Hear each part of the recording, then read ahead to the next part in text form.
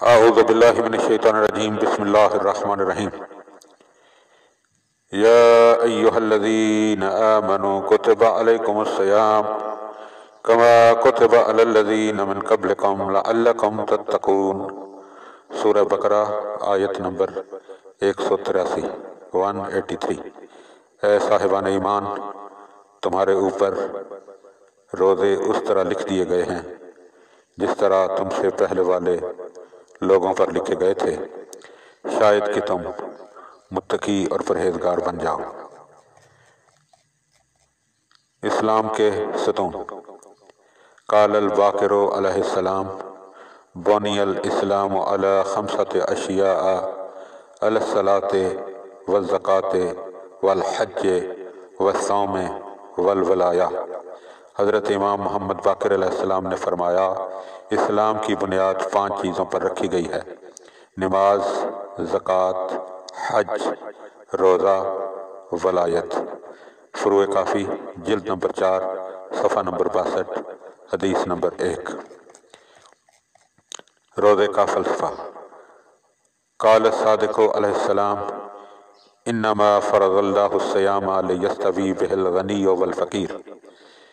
امام صادق علیہ السلام نے فرمایا، خداوند عالم نے روزہ اس لیے واجب کیا ہے تاکہ مالدار اور فقیر برابر ہو جائیں۔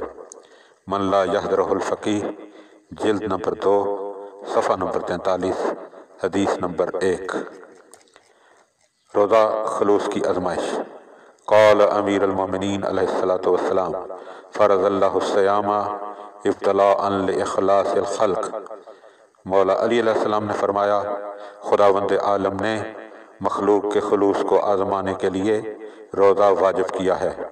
نہج البلاغہ حکمت نمبر 252۔ روزہ اور قیامت کی یاد۔